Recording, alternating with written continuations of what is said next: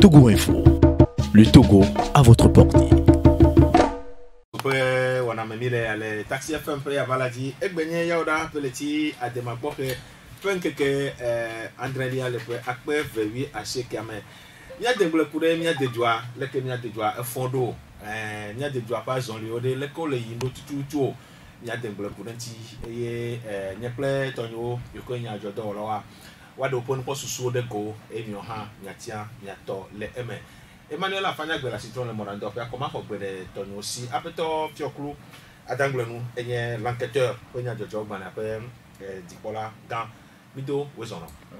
metia de ko ato meto ole e to peto re au fond l'enquêteur ari au fond e won enquête gbagbe o ne mi jade orego mi la de lo ko se ke mala après wa mi a hogbe le changement apeto amu wezo Yo, apeto fort. topoto keke Fort, changement bagwe changement, bon la vie, changement dans la continuité. yema Il le dit, le dit, on doit le pauvre. Mais à que non le note pas ma à forme kuna. ya akwe kwa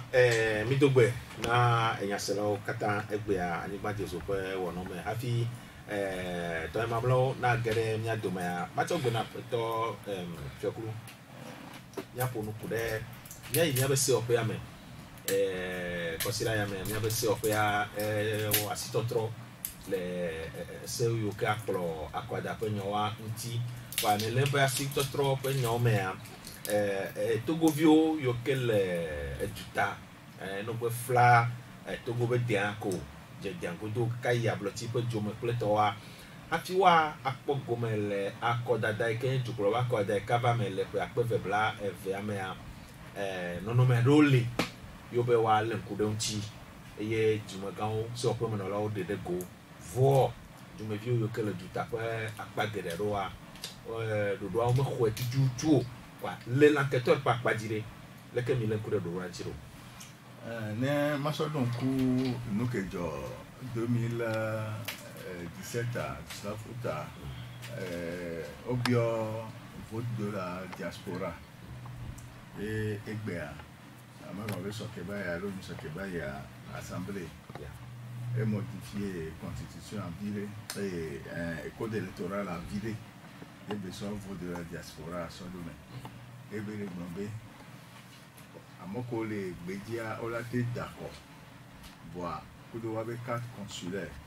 que là de nom ennemi kayomo le 4 consulaires non et duré mais ni on y a Metrovia où il n'avait sans registré dans les ambassades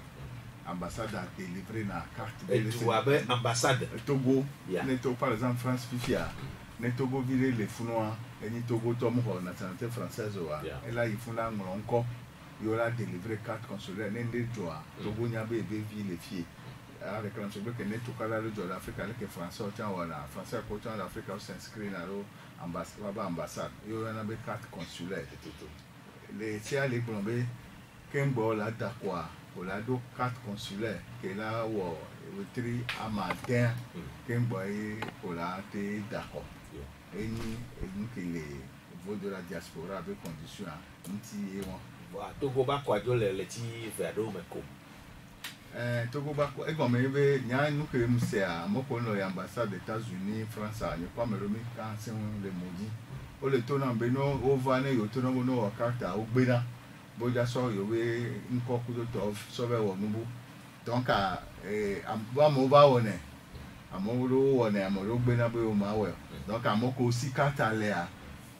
ye o la person no ja woni pepe a limite non enti essayer na ipo donc que assemblée de Colombie 4 consulaires 6 mois et il y a de essayer venir donc à na me ke gbe do carte pour ma gbe ne be ngba be d'accord après to je premier to gbe na après to amu le changement peut akpati le que mi ko ne be se ike se opera da do alo to dari yo Nyacha mi se nyane le emoji alo mi c'est l'assemblée be nene autre asi le se onti be Mionnovi à Kona le Tuta. Et Waten d'accord. Nemiaten Niava Nyawaji. Nous n'avons afi et Waten Yesen Wavabe. Mais le Tuta. Waten d'accord.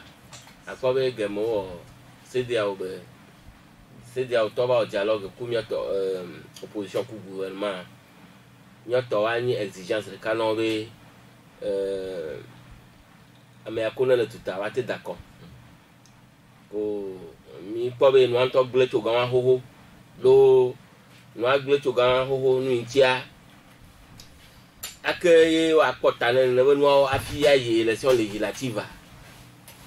Au moins Portanen, le Benoît. Et au moins Portanen,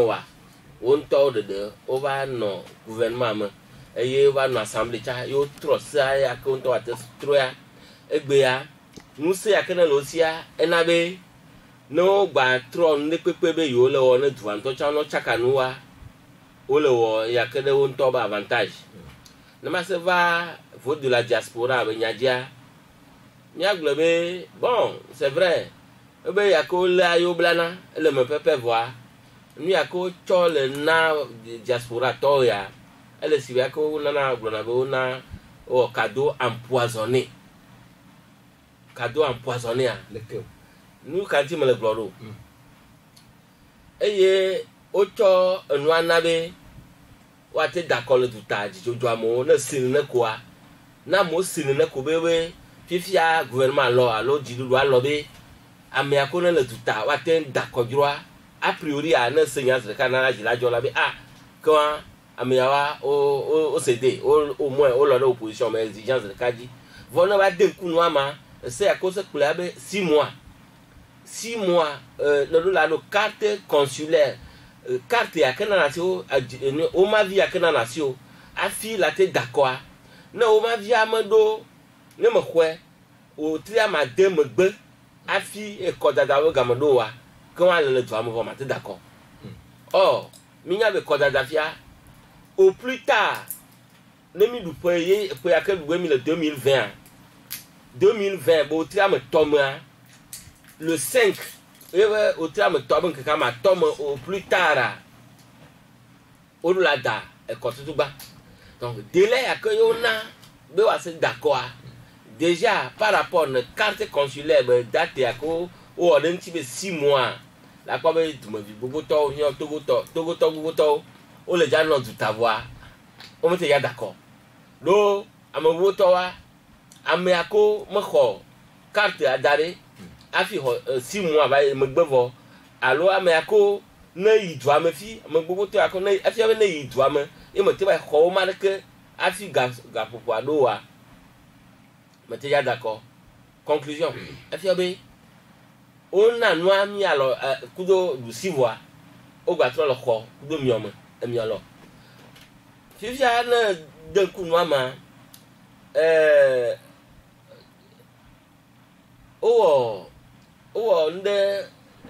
les Togolais de la diaspora, ben de vaille. Et Yako va y voir. Bon, Améako ne le peut-être averti les noirs d'aller au roi. Aux informations d'aller au roi, où a été apprêté. Mon beau to Yako, si me loa. Mon beau to wa, on m'a déjà participé dans le code d'or. Donc, elle est on a mis, on a Togovi, on a le Duta. On a au poison, un cadeau empoisonné. Ouate nanwao, ako ne agnon, voix, nous, c'est au bas, cuya, c'est moi, anabe, amo, le dibio, sous bon temps. Après toi, amo, mi d'accord. Ma tok bena fraternité, peut-être jouer les amis de Woso. Yo. Et quoi, peut mettre, to petori. Yo. Yo, fisia, tu me vis auquel, tu me vis auquel tu t'as, on ne monte pas pour boire tête d'accord. On ne monte pas pour y avoir. On est a no tunya tunya wala on mon popo nyawa on vonya mo le mo be cadeau empoisonné ce cadeau benya et non cadeau benyo mo cadeau benyo puisque nous benyo là au va réclamer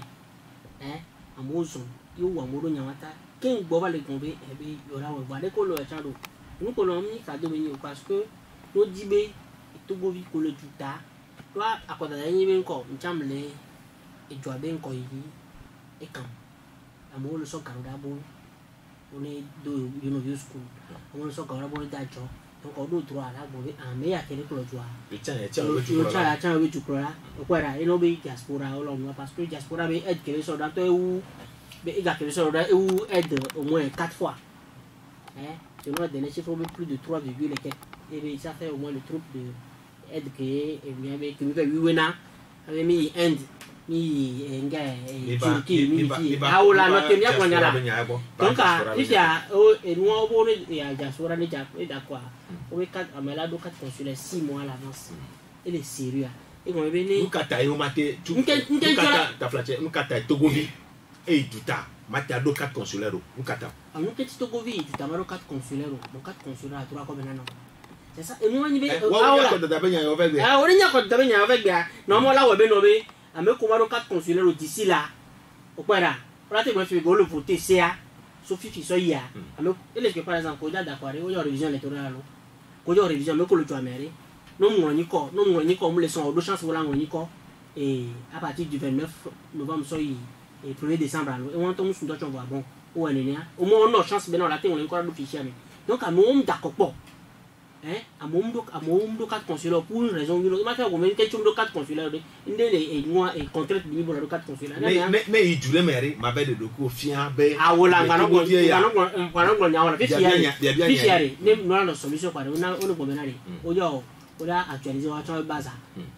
ambassade patame ame se ne ngoni ko o se ngomea pourquoi toro o tchan lo o we le ke biwa ma fichier électoral là o doit retoucher o doit actualiser plutôt o doit actualiser il faut considérer même que les 100 ni fichier électoral il y aura trop d'agnifi bon maintenant à part au-delà de ça nous il France fifia nous il France actuellement depuis août machine qu'on a 4 consulaires à Obegle Togo toi à Moï on ne va Togo toi là ambassade du Togo les France là non il y a depuis août à machine qu'on a 4 consulaires machine à Obegle Moni Bobe ameyi be ya 4 consulaires au machine do nyanyi to mi mo poko mi ma kume ya ore ameyi obe machine avec gle et il va faire obe fin septembre et il fait septembre o mlo machine a on ko e ba mi so octobre o machine en quoi quand be là on ne va mi et moi pour ça je dis que même que les machines là même à partir de novembre il finit mais à 4 n'était go be ndo droit là d'accord allons d'ailleurs on va 4 consulaires 6 mois avant avant le scrutin donc ay go ro ba ne tinta am do d'accord donc et les sibe nous venir do dare wo nya be no be si won ja bio donc bon comme on avait Togo là au football de France football de France donc on be bon ya ni mnyare ke le rôle France do mi c'est Allemagne et du pétrole mi nyare ke le do donc munyi on ba ko be cadeau be ni en be ni ozi wa di wo so na quoi o so na cha so na de ka so to matrova bo ma ta flache ma to gbena ko to fi okulberi elebe dumevi wa wo wa be ede rukufia le juta vo leke no le fiade ne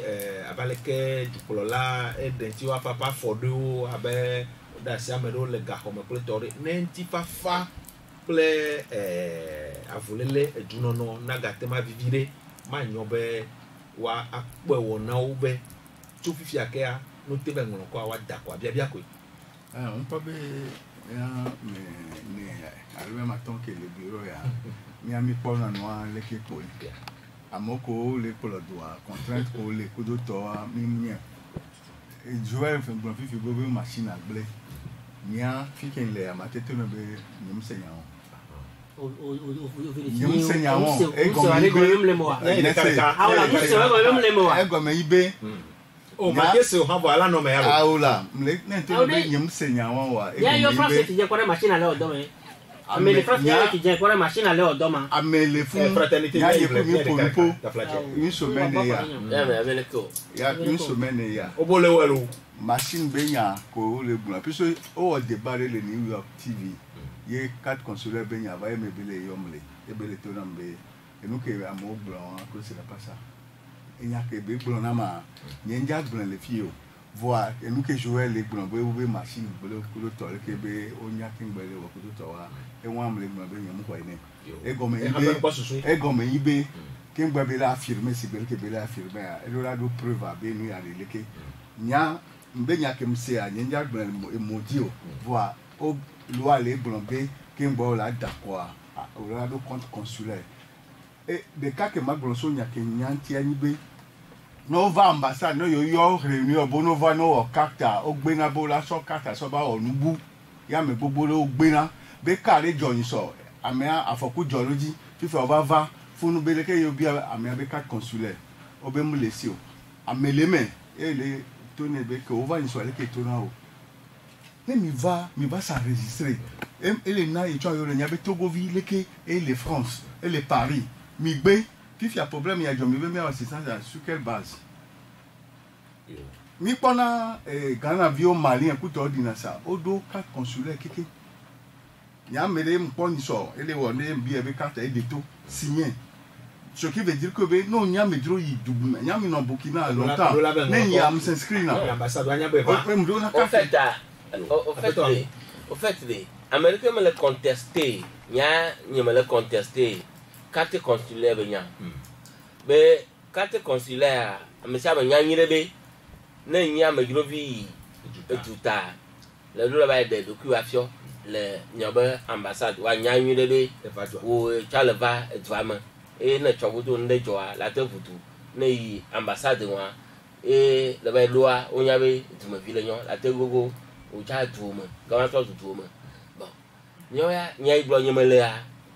ye le ni délai akona ça dit que wa alléger wa gbojo me na nyo ba nyo no vi nyo dada yo nyo fufu yo na le tutale wa gbojo me do le ko le nya glo a et puis, délai à Kona, ne me do au moins 6 mois d'avance. 6 mois, intervalle à Kona, 6 mois d'avance. Est-ce que vous avez quoi? Avec vous. Élection, on a le voté noir. On a une élection présidentielle. Et me glodon quoi, premier tour, elle est déjà entre février et mars. Et le 5 mars au plus tard. Fifia, on va le voter loi de mois de novembre. Moi, je vais le voter une nouvelle loi. Votre data que il y a 4 à la namosia, tu as une bonne domaine. 6 mois. Il y a un 6 mois, on voter loi. On voter loi bon, novembre, décembre, janvier, février, mars. Donc nous sommes à 3-4 mois des élections. Fifia,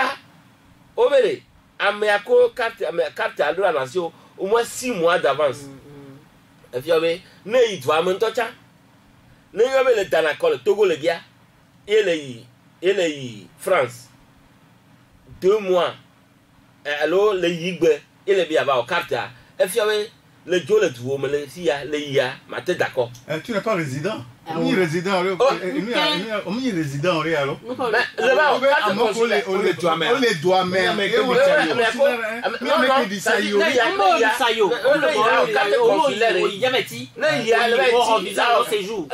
Là, on visa non séjour non les France, alors l'étranger, on les doit mais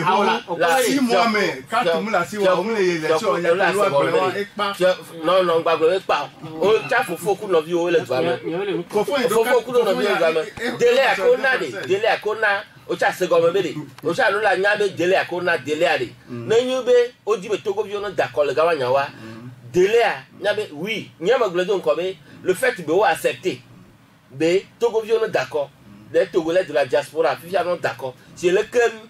et on introduit l'accord dialogue inter, CDA ou dialogue à Menena. Nous va accepter c'est une très bonne chose. Voir, on accepter nous, voir conditions à cause des conditions. Moi, on la il y a que à moitié d'accord. Il y a le sens de code. On m'a d'accord. 6 mois. Les doigts, mais 1 an, 2 ans, on a le 4 consulaires. On les fout depuis 79, on a 4 consulaires. Il y a un bout. Mais à moi, le fond depuis 79, on a 4 consulaires. Des cas, mais au cas avec quoi vous dites. o le gbɔn Nigérien ko tɔ awo non et nous ko le gbɔn Nigérien le fille o do 4 consulés ko tɔ Nigérien ils ne sont pas des réfugiés politiques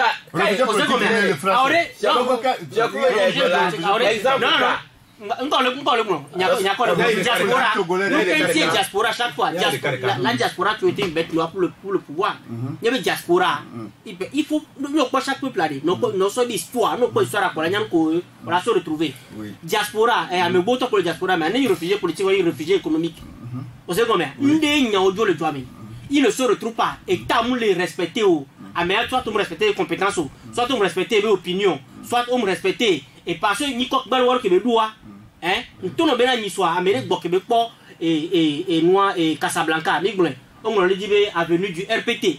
et que le gars ça lui a réveillé des souvenirs parce que au nom de RPT1 il y a un touro il y a un sidoro on va aller bomber au réconciliation avenue du RPT donc à la diaspora a me beaucoup les diaspora mais on sait donc il y a Matis B les sinon pendant le fond pendant goro ambassade B on a 4 consulats namo mais la piste mais la preuve au pistamo éliminer le diaspora mais donc la diaspora togolaise est me frustre il ne se retrouve pas on sait comment je ne fais pas confiance à mon état maïbé vers 4 consulats donc à Nyawa Nyaboué hors élection c'est un processus inclusif on sait comment amessia me roula quoi tolemi amessia odura ou amessia me et nous qui nous connecte en 2017 depuis 2017 quand on tout va les diviser parce que Melo le violent quoi il y a que Minani voilà depuis 2007 nous la ko be yo amessia sous velet amener juste parce que ekpebe enbe o Sophie amé Sophie même si on Nyawa va Hiro depuis 91 voix c'est d'actualité donc normalement en père de famille un gouvernement chef de l'état ou be nommé ko diaspora nous ya o lo be ba fadina Melo au second mais on l'a marché là et comment vous l'appelez fort masgo ko to o lo ba fatina mo ce qui veut dire que normalement ko le mi en révision ya o doit fichier électoral lié be o la créer ya pour la chan o quoi là et à partir de par exemple avec comme 4 consuleurs et à 1 mois du scrutin en 2 mois ça dit qu'on aura trop motivé à mon s'inscrire et étant testé de bonne volonté et nous collons par exemple nous collons et on le voté loi novembre mai 4 la nation depuis loi non rétroactive ça veut dire que constitution qu'on voté 8 mai et non rétroactive allons d'ailleurs constitution ça veut dire qu'on met qui tient 2 mandats fort 2 mandats va y voir donc on est dans rétroactive et tient 2 mandats va y voir et tient la jouer non c'est logique logique article article annuler mandat qui va y ça et les réforme pour 19 ou 10 mai. Ah voilà,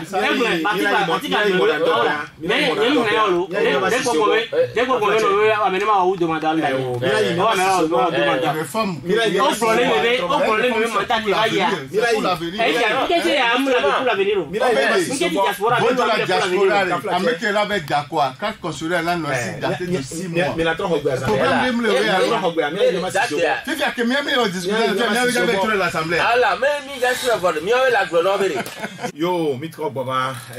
anigba jesu afontonyana kwa mile miso bode mianti apeto fiokulu a dangle no l'enquêteur pe nya jogbalé pe dipolagan apeto amu enye le changement apeto jouer le gars fraternité miso bode mianti gba mile de pour mia de joanti kwa dodo ika polo me bi que le ditapa kwa dapo wona o me yemi le kwa miti veveado kwa nemia pone nempe tanya tanya joleji ameka jibe akogbe afi miti vevero ko nya ko nya jole nyaji amu enwa fiokulu etora nyarura to abi question qu'on a posé jamle so yemi beberi ne fafa dominya nkeke do me ya plola le wa fode de o be fafa no joame kwa de pour de fafa ntiare to gbo be so pe ya edasi do ya ntiare du la matemba akpegbo be kana fafa o du me vi o kele dutare enwa etepe didi ye omega wo ne nempe no me akpode o ye abeju la o du me vi o mese mi abegbe ye abaleke wo ne ku ne no ase kaka gbojo ne me ya ma gbojo emebe du me vi o kele dutare wa ti ado mon popo ne wa da ne nempe akoma ya nyanya nyanya kemle gbonre je dis quoi aller diaspora re voter na ça ya autre si les anti be diaspora là d'accord il y a qu'on soit prêt à Kodada aller voir. Kembo là d'accord, 4 consulaires l'a présenté. Elle a 6 mois. Kembo là-bas. Miyogo, enyame biawari. Be dukolo la, menanti fafa. Matia globe, me demo, je me vis au Qatar du temps, il va d'accord fa. Oh, il va encore quoi. Le président avec oh, il me globe, atia ou fait. Oh, il y a le président parce que l'opposition le bio il a discuté pour de pouvoir là. Peut-être que venir dialogue on va nanya, au tébolé, parce que ne o sea président promulgué no sea président la battre globe ah non non te kembo il a toi le qui a battre tout le fond elle est possible comme il est possible parce que minya yemi le dans le fille egbe oh nyama gledon ko be le fait be o va lo vote de la diaspora nous voir o lo voir o gba cho no ase gle o gle no dans ce sens que délai ko na délai wa manyon minya be politique ya ko la ye le glewa politique ya ko ye du pro la le gbe ya enyi be fafa no ngoma ne fafa no ngoma o do la we do de be Togo vi ya ko na le tuta délai ya ko anawa wa te 3 si le no ti de be même politiquement wa te o ça ne voir wa te prendre des dispositions politiques de abe Togo be ça le que voir ameako les conditions le que ma you now délai quelque non lui ne te permettre de va te voter et au moment où il no wa en abe Togo to ya ko na le tuta wa no furieux ko ami no vi o kwata na le ka ama suboa o le bijin to le nyama nyo we no vi we nyo parent we le doama le que o sa yo o po jijo don ko e yo ba se be ne no gba o na yo be mon kokko be d'accord yo gba to se kui yo ma d'accord wa conclusion ka mo wa be non mo jo na yo d'accord wa non mo globe diaspora to la d'accord wa yo do le mena si cha na enyo na yo ma tok bene apeto Ibrahim cha mi do wozono we yo mi da jo nya ji wa na on ko su so mi ti vere o nya ko nyimbe o ko be esiare esebenyi esia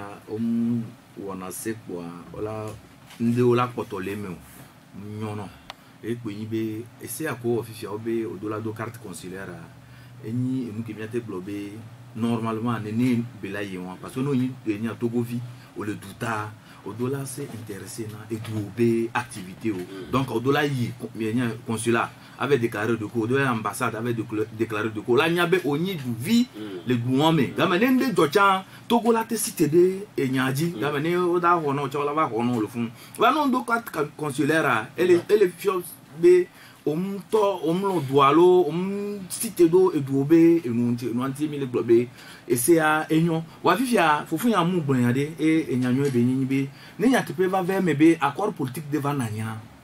on a été discuté do nyanji gama no la te chonku do carte consulaire be nya ne on a été constitué et nya fiche électorale les diaspora elle a été vraiment parce que le Togo fi ento a me comme do carte d'identité sur déclaration des chefs à l'eau des nya de village o ina o mo be ko do liste électorale donc elle a été vraiment va essayer on m'a dit de encore carte consulaire be nya les essayer parce que essayer do la no impersonnel et do la no rigoureux tiens on m'a dit ningbo be na de on va sur carte consulaire de moi là carte consulaire là si on a trop d'importance carte consulaire là mais il est d'accord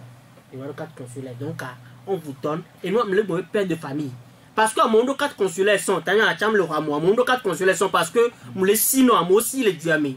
il y a des nyam les si jamais trop bien avec un siam les filles la preuve à me kojo on va se réaliser mais jamais vous petit les tout filles aller que be jouer que oui régime abe et une médaille d'argent là médaille d'argent nous abe le papa il a évalué performance. On a l'impression que le régime n'est pas le régime à l'eau de gogo, mais l'on voit quoi.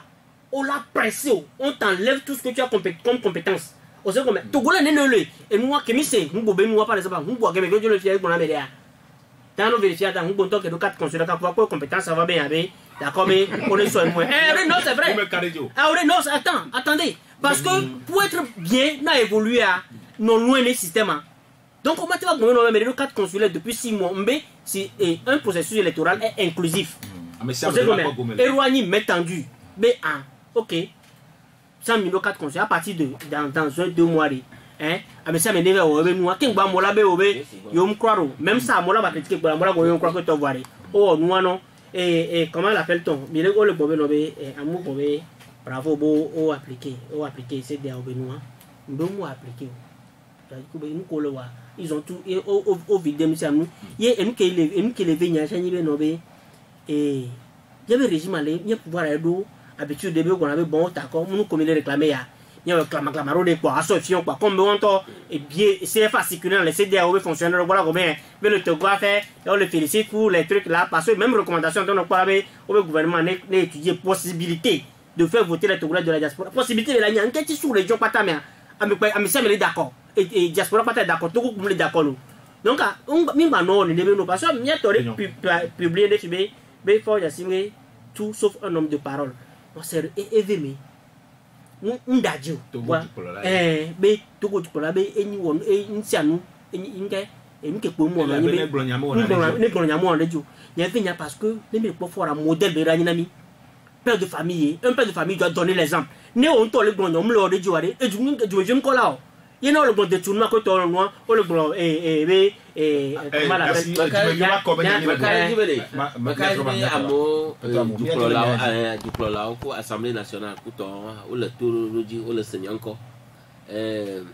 y a des novices à Tchaka Glofia elle est très importante quand c'est consulaire venu américain mais le belle fille il y a que mi blé voir nemi cho noava Togo mi wa comme le fille mi cho mi comme le fille exemple mi le fille et ni be on y a bien mis tout me vu mis le tout à me revoir à me voir tant de possibilités au carte nationale il y a que tu vas s'inscrire et carte d'identité nationale va au moins bois mener à moi le co bois mener à moi au be chef traditionnel o no go je si amea be ni Togo vi quoi aye do pour la tête d'accord quoi non d'accord o que o ma no cha le gbe lo carte de la gbe amena la témoigner quoi on m'a exigé kokobe carte d'identité nationale au passeport là il ko la toke ase yore nous cantier le doigt me fie nous cantier mi on vit à connaître le douta le gars ya me ça me gestion vo be oni douta to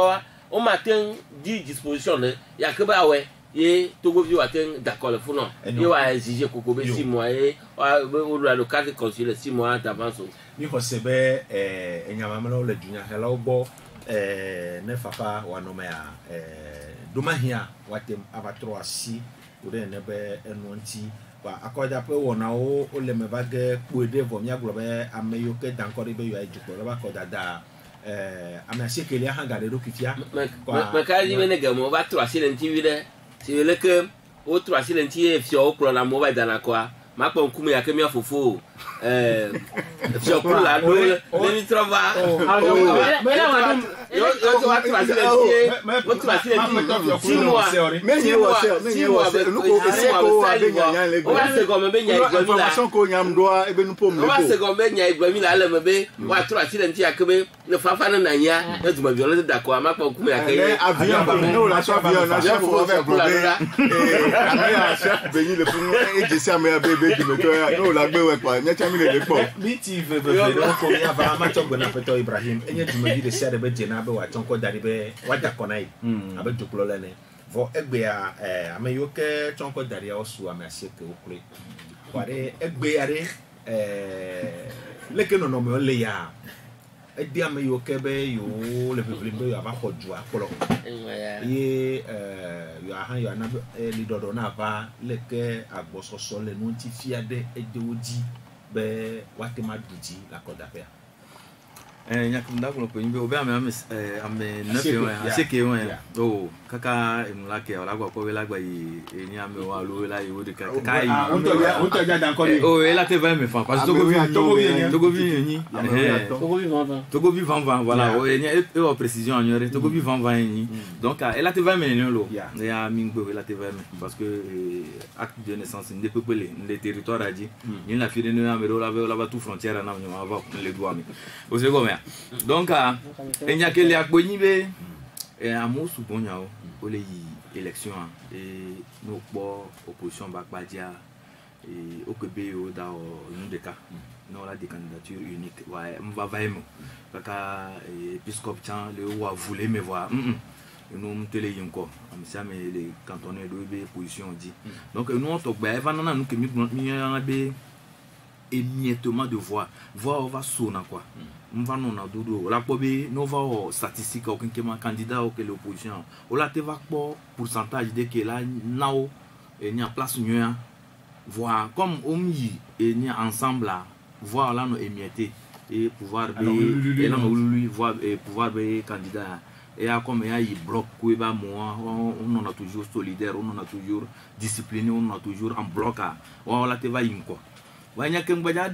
blanc et ni be Togo il y a des populations les atypiques et be elle a été changé en tout moment on be position la été changé à tout moment et il y a d'abord be amoko ni candidat et même les oppositions ba pas dit indépendants ba pas dire mi de semaine on le Togo ignoré mi nya amoko les élections be on avait do et nous que mi on a be CVA a garni on be CVA mi du nya amoko les élections ya et ganti ole yi mi nya me ko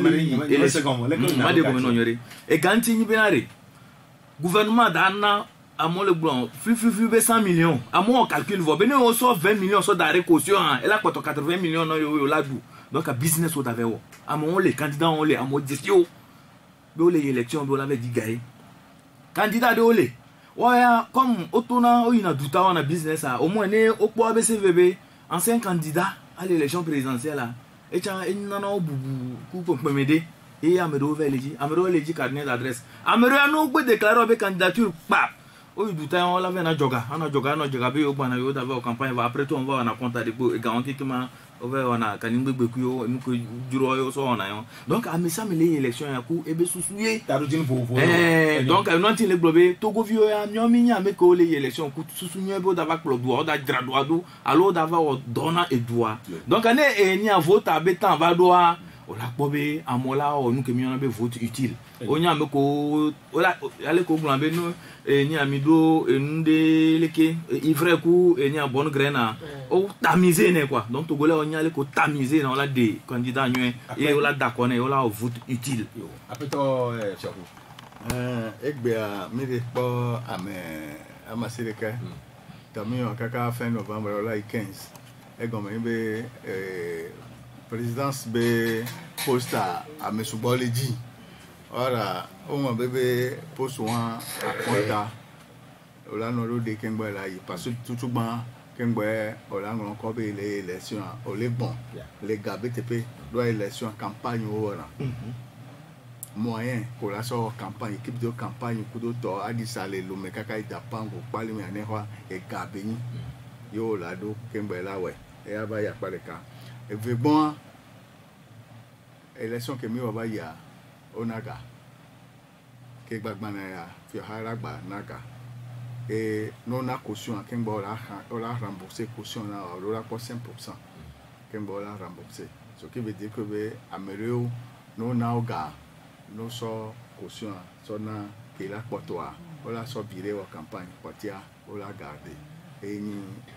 ambition ke ya me bobo o le doa la me on me mi pa me ro le Togo amejuro beni amejuro ni o gboba wa Togo viwe ye enu ke ojibe ya won Togo ogblen amero gba to créer organisation boni so le rassembler tout ça amoko le doa mesa ko be pepe me mi po amoko le gboba ya cha gene game so ami la ko be pepe me e me population e chana me ene wanto la po amoko la cha e na no bien ko so ezare abe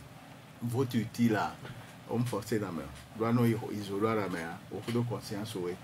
point et non après to le camo so gbe dan ko ri wa da ko ni yo ha ya ma black ko be on si na vida be candidature ole yin na nkanti comme déjà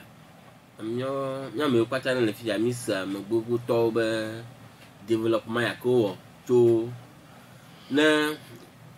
condition ya ke me ye yo voter mi be constitution do e non me ya ke me mi legbe ya am o développer le que na mo subo bang les conditions à meilleure élection le que opposition avait de chance avec tout par rapport à que n'y avait test à haut le droit conditions d'élection en toi à que conditions on le doit test à haut le droit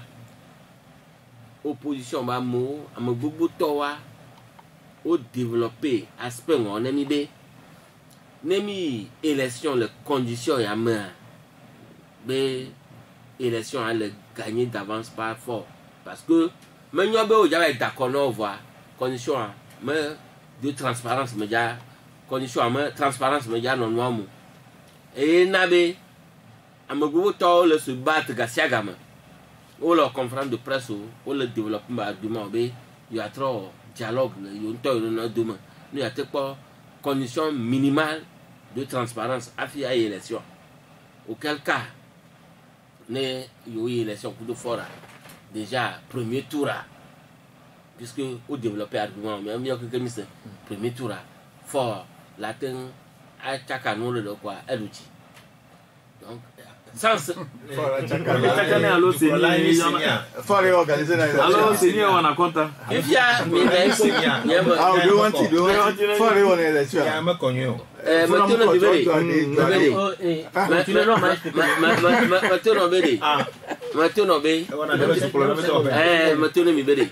condition à comme mis la non élection fort et gagner d'avance ouais la chaka no la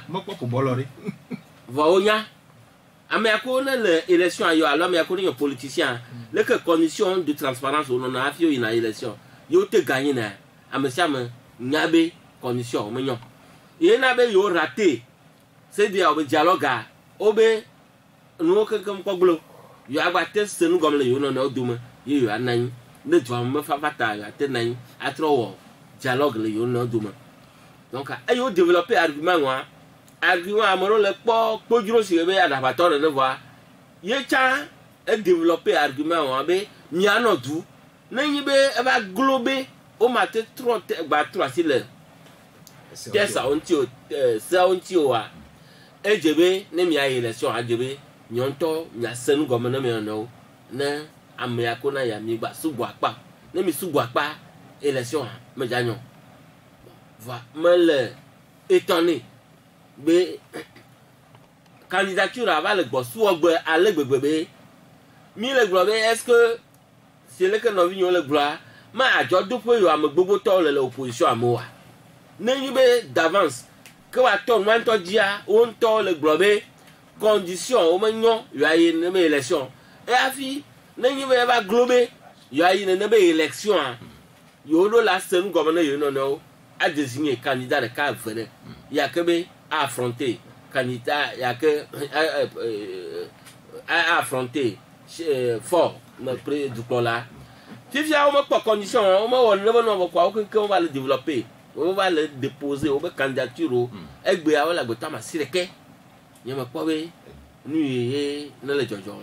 un abe élection toi me le be est-ce que egba hiabe wa gba élection na yin be mi nyabe ejo namo américain yo ja affronter à la Côte d'Ivoire yo après toi je le gars o e ko bere e noa nya nyin ko le déçu alors il ko mo ko be na candidature unique la te ba to ko wa egbe amoro déclaration mi po élection passée o amoro déclaration be tiens la candidat va ne que on va dire c'est le cours constitutionnel be ko déposer candidature ma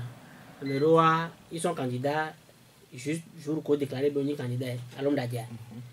et même temps on est déposer candidature on peut toujours retirer et dire non on s'aligne derrière celui-ci à l'homme d'adia donc kaka mi va do janvier ko to wa amo wa ko ka be o le ke no le ya no vini et kari bola si moi monseigneur Podro be appel là bon maintenant fifia et nous qu'il vide mi les compagnie cadre ngati pouvoir am le dire là où tu as le améliorer le cadre puisque normalement c'est des hommes compteurs même constitution pour voter oui ou ta ou le bio bon temps recomposer pour constitutionnel qui est déclaré noir fia pour constitutionnel am le normal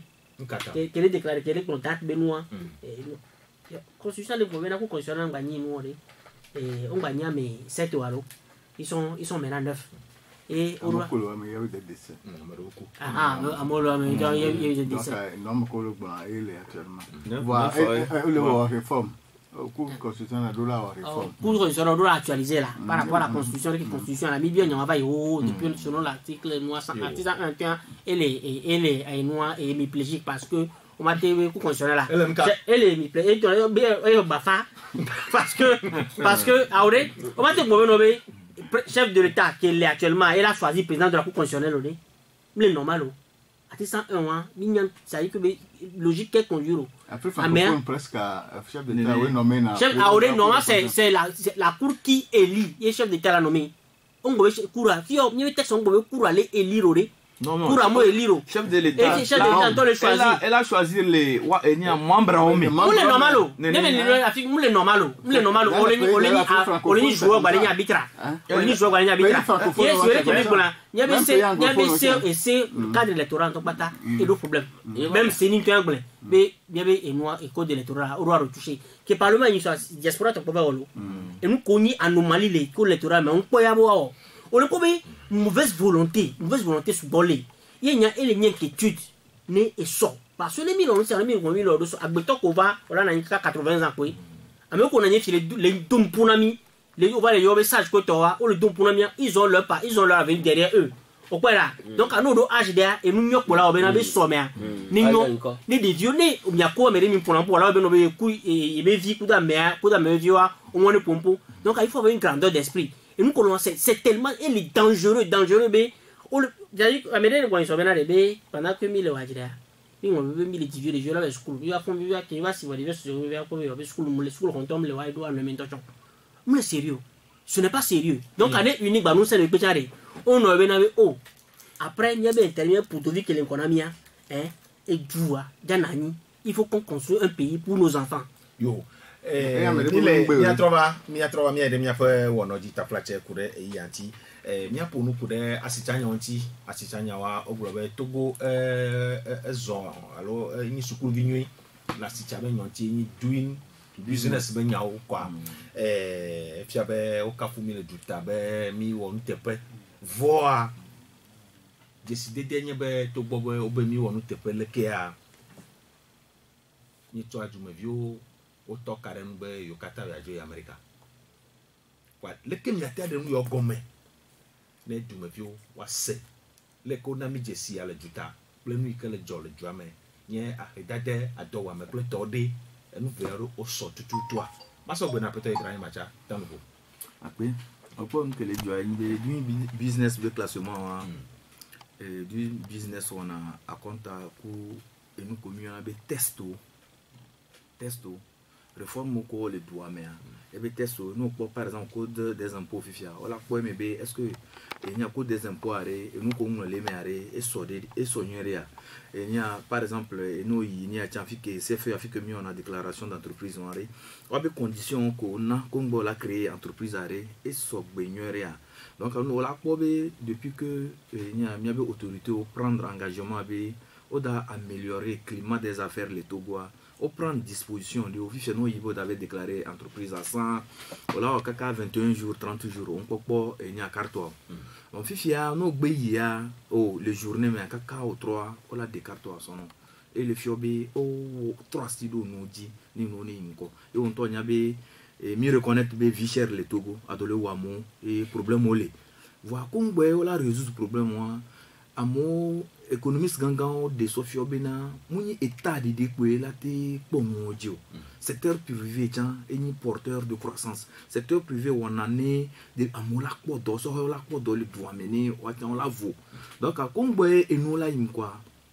au la nos conditions de dans secteur privé ni la té attirer d'abord investissement ni ebe cadre tiens la nyon gamea ni ebe activité tiens le im quoi la ko be amojan la ko wato leme donc nous anti Togo prendre engagement à Benari et d'auto kudo climat des affaires le Togo et fifia les Africains ni premier les réformes parce que 3-6 bon les m'avait essayé et on top bonus encore ouvert au rapport pays le 2 février et il y a m'avait du là fort n'estimé et quoi du jeu ne mia be classement et ba le taux na gouvernement be ono wo do nyere oni jagbagba le administration le bureau mais na me va be le di dossier de la loi me va be d'avoir formalité de ono wene kaba avec célérité moi et besoin ono diligence gamin et droit ne inko ne okpobe ne enya miso enya pièce oso yi administration mais ele na retard wa enu mu ina nko enu mu so na fo kure yi antiare e fia be homa me be se yoko traction tia yepe ngogwe dona menye be obo asichacha no de so e jomavi wa te du se tombe jesio obe cadre o le climat des affaires ele prospère le même Togo donc nous va do da affaire alors Togo vi aussi te be da créer entreprise et nous là il fait nous que poto e mi ami bon le temps nouveau et ni be kongboy doing business one lava do mi abe le ko bon la mi abe agbamea état bado e dode e lawo e do agbe yin ko e yin be ni jagbagba ni mi abe économie a ne ni économie forte parce que doing business ya mi do classement nyo va est-ce que Togo be économie le forte mi le bien meilleur que et secondo a corruption est banande et blina ou le est-ce que état maîtriser la corruption donc état dollar au dosso akpa wonji gamea npobe mi abe doing business one mi ate po e gomele business o enya doing business one dans les années à venir quoi donc dollar au donc état dollar au donc bien so gbena pete of shakula kuna e ya ta mi ate ko cha cha dire na te mazo dire doing business be nuko ni soa et nous amaton yeleme tout ban création d'entreprise et vraiment permis de construire et ton bon accès au crédit et ne bon transfert de propriété et à ton bon branchement d'électricité et nous on va les nous direct que la population de bénéficier là et encore et nous bobo au de wadi nous déjà créé entreprise c'est vrai que nous y a bénéficié de CFA on bani 6 mois un abenya branchement d'électricité on bani 6 mois 3 mois abenya non ouais dans un délai de 30 jours à 12 jours et transfert de propriété nous déjà mutation titre foncier alors déjà titre foncier c'est quelque chose on bani 6 ans alors 8 ans abenya et nous on quelqu'un wabe indice ko kwa Togo wa réforme les nous mais yebe jesi onami ken boy et nous on be incidence à amok egake na ole de 120 000 to ken boy là permis de construire yo tout 60 000 egbe et nous noere incidence à ken boy be là va c'est que nous vient tangbola gouvernement de là est fort là on lutte contre la corruption nem bien deva et doré mais bail trésor public ngba ya mo de bego me kwa e pata la ni bon accompagnement après ton kobe do business be nya nous inele vivre le me et tu m'as vu beaucoup to yo kafla o mai school subo mio fofu mio da o mai school subo peut-être o matin ce mois et ni be condition si le que ne faut ni fiaku gla fina condition ya ko alléger na moi se wo o ba affaire wa yebe classement yewo condition ba ako alléger ako bojom eye wa se wo wa ba affaire o allo si be jo ho ba nyawo fi ako we do me go me yin be o le jo ajinemi jo électricité à que mi ja noza fifi bon trop dada électricité à dire les du business à main to gobe du business à main il peut gobe de demi to gobe o alléger condition à ko madame le électricité benyalo condition à faire quoi doit branchement condition à faire quoi doit trans social à 35 000 francs la quoi doit avoir gars que toi là-bas dans cette toi na facture là-bas normal alléger ne into cha e laisser chat toi ja nyon lewu ne to gbe parce que soit on vient là so do ça là c'est tout là mais le globe de o maji banu ya ko wole me ponna be mi oba ya dudu le drama ala didi akoto e go me nyibe won tele do na fi de kan le ma cho de kan le ka mo le ni to ba pajia climat des affaires to joba pa dia Neso le kale ka. joba pa dire to joba pa dire won to le jare me ko be facture on ke ma ele ji yo se wa to ko be Na to yan didi. to ko be condition classe ko jofia ma gba se mu si gebe akele chana no madajia condition gba se no lo ai gbe to cha gba le si re ma va fia gba le si re communiquer o gba la promotion le o be déjà 19 mais o dit que va 19 000 de tarif à de 19 000 prépayé voilà le doyen tout 19 le tout o gba we que la no patron la no to vi que a ko jora fún la be a priori la be yo o fifi ati o le pepe la mo ntin to e fo le game le pe la mo ntin le game la ko jo ase d'aller voir facture ya que toi mi le gba mi tout po mi tout ko to we mo le o Ola do business are mi won la mi nya ke mi won la do business a mi nya ke mi won do business a nya ke mi ma glo yin be a priori a non le glo radio kujo me togo yin ko le ra ke kujo ni wa ele sigebe na be nyo ba ya dudu wa didi a potona na awo oh me didi o me le mo gba le mu se le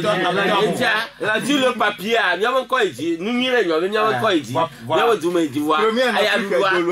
ni ma go mi la aya dudu ya poto le ji lo yo apeto jo le ga mi ore ko be ko le ko zo be nya c'est vrai que chef de temps donc bena il est niveau de on la ba wa yo ne mais ça veut dire que par exemple zone normal il y a quoi branchement ni entreprise yire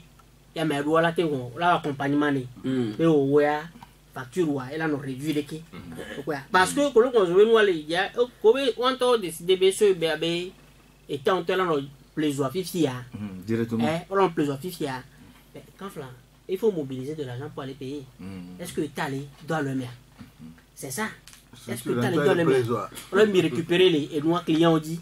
On a récupéré on dit non ma kobe business tu as benade. Au moins on y entreprise hier pour douer par exemple au dossier de journaliste normalement par exemple les journalistes sont aide de l'État à prévoir il y a des taxes. Ils m'ont payé électricité au même prix que à monsieur Amouré. Par exemple taxi FM fia normal il y a kilowattheure on a mis prix de ça on voit c'est des décisions politiques et là on voit que c'était ne je vais ma ya ka ko no ma ko taxi FM ni o ma ko ti climatiser la e do change ko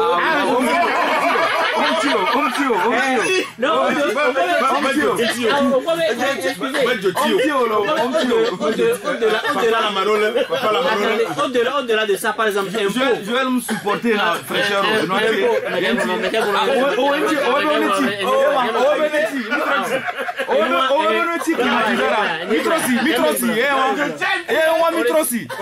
vais me supporter la climatiseur au-delà de ça, il y a accompagnement et des tâches par exemple impôts. Entreprise on m'a créé entreprise parce que c'est une chose de dire il va créer entreprise quand en 24 heures créer pour au à peine quand on dit à bon là bien au territoire là bien même quand on crée une 24 heures là au moins passe au service de l'OTR pour t'enregistrer etc faire les formalités non. C'est-à-dire orientation à bon. Nous Rwanda oui, il Maurice que Tokole meilleur classement mais néné au moins 5 ans. Et quand tu es là au moins avec le par exemple on a marché et je noir on l'a encouragé on l'a accompagné on l'a créé emploi. Il a comme effectivement à meilleur il est. Donc on m'a dit bon maintenant tu business va quoi et quoi. Yo. Et va quoi. Et il y a deux types de Togolais. Amerole qui nous marché fia. Nous marché public et fia oh ouais ben une quoi amedo le o la con ka mingo meilleur classement non voilà bon niveau de bonheur j'ai les chiffres sous les yeux on est toujours en bas de tableau Togo le commun nous bonheur voilà nous nous qu'on a et Nations Unies nous ko classer na demain même décembre les familles là quoi on a quoi indice de bonheur là Togo le commun même nous n'y pays ben to chande normalement nous climat des affaires nous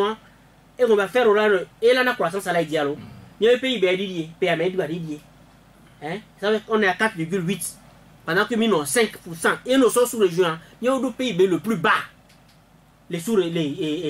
tant dans le mois que nous sommes aussi derrière, on a le PIB le plus bas, millénaire je crois,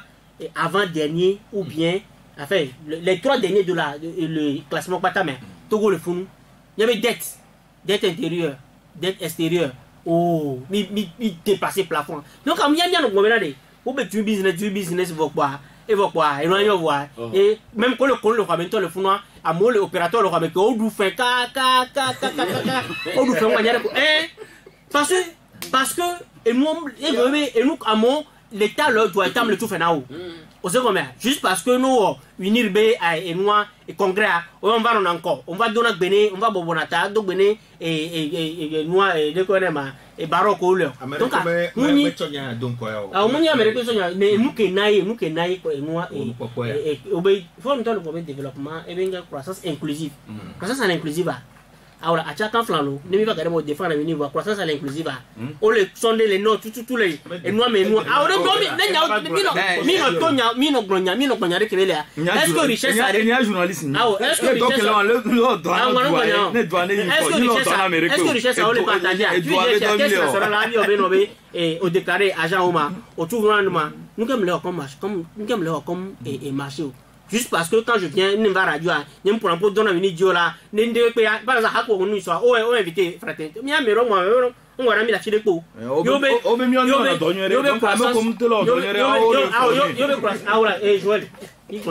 yo croissance business la preuve notelo nous y au TFFI yo jawo nous ko ngombe titre foncier au déposer même premier tampon au 3 tampons galo un tampon on t'a combien en 2 semaines à l'eau. Niam au déposer nous ça fait un mois, une semaine, ça fait 5 semaines et un tout. Donc on t'a mis les dons. Je vais mettre un mot donné. Non, je vais mettre un dessus les 4. Nous même 2 semaines à l'eau, on va déposer combien 2 semaines à l'eau. Je vais mettre de dossier là mais qui a et yoka tu connais. Et là on explique. Non, ça dit que maintenant il faut qu'on soit non. Nous qu'on le problème homme de parole. Nous prenons à quoi hein. Ne nous dit au second mais il y a pas de cadre le phénomène il y a à plus il y a do jago do be de ka ja titre de ezanduti e we be do be e to gba na ko no tro pe e fi abe le keke ke gbona ma to go wi apo mo ba me yo ke o gbaju ale ganyo papa di o me zaju abe ganyo re wa pro e bon tro pe a mi tire kare ka ko o nyama globe a plus ya be o a plus ya be no ke be transmettre na parquet a e wodo voilà dossier qui a mais les blancs les doigts mais ailleurs pour les peut-être que on m'a fusé les tanières là sur le parquet puis parquet là va ouvrir instruction couton on là va be l'enquête couton et nous qui gagne pour be amusement et le tchakamoui et donc au be a plus ne ware muni kafla muni faut gambe enya be moi ale ko figadwa ni problème le Togo lesia muni enya cha muni kanbe e gawan cha lesia e Togo be nyare le ko kaka okulu e Togo Telecom a société grand e beni Togo vio do confiance de dit sans que mi les universités no gbe bi obe fi ko ju la odo le Togo Telecom mi yona fi fi an bani fierté na Togo re nous on dit Togo Telecom le coulou voilà enya quoi ale que enya processus a kaka fi que enya Togo Telecom a valé ira comme mi be sans on be le connaîma faire fonds d'entretien routier et va trop au caper va trop au safer va trop peut-être soit là va y coopère à l'autre mi père à l'autre tapero nous quand on les changer non et quand on les péage oré mille qu'on les donc à plus aller et nous encore obé au so route de Vogan couton so yonare minyabe c'est et nous c'est nda abutiro o laisse nda abutiro on va floir non dans lutte contre la corruption dossier ale on y a fait qu'on avait dossier ole attends Ibrahim peut-être pour benia comme be ameyoke dube gati obori ola ko ba pour nous trop quelque yome a plus ya e o do le dossier ameveji o gbon san le wa be conférence de presse kemgbe ba we nso be yo so dossier o so rora donc a poto tribunal la we be do e chan la ko so dossier rora ya nja je me chan zere ka e chan do la we banque oh ma di supo o la so mo 10 ans oh 10 ans ma non e tia ma gbon be do ko do ya e we en partie yo apeto wa me e wa kwatare am fluenti be mu ola on to de o nya o jesu no no a plus ya kwa me o